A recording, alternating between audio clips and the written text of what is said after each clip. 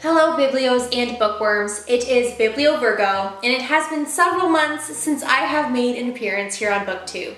But I hope for that to change this coming year. I will try to better juggle my school schedule with my work schedule, and hopefully I will be able to make some more BookTube videos. Without further ado, let's get the ball rolling again. Being a bookworm for the majority of my life and being a very open reader for my whole reading career, I never thought I would ever come to an issue where I wouldn't be able to finish a book, where it would give me reading block, where I'd be uninspired to read. But it has happened.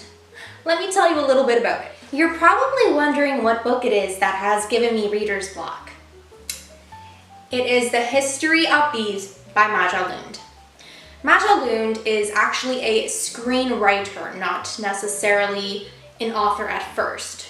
So she wrote a book, but she's mainly a screenwriter. So maybe this comes into play a little bit, as she has a different writing style than, let's say, your regular fiction author such as Lauren Oliver or Scott Westerfeld. Regardless of that, it's not horrible writing. It's just something about it just makes me not want to read it. So the book is about the history of beekeepers, and one thing I actually really like about it is that each section is different. So one section will be from the past, one section will be a beekeeper from the present, and one section will be about a beekeeper from the future. And they all have their own little stories about beekeeping, how it affects them, how it affects the society, and how it affects their families as well. So it's really interesting, but the way it's written, there's been no climax, and it's just so slow, and it's so dry, and it's killing me because I have no motivation to finish reading this book. So now it has come down to two choices. Do I suck it up and finish reading it? Or do I put it back on my shelf and say, maybe another day, maybe I'll come back to you and maybe I'll enjoy you more? I don't know. This really is a daunting problem for me. So I went on my Bookstagram and I found other people who have been reading this book, and I connected to another book blogger, and she has been having the same issue.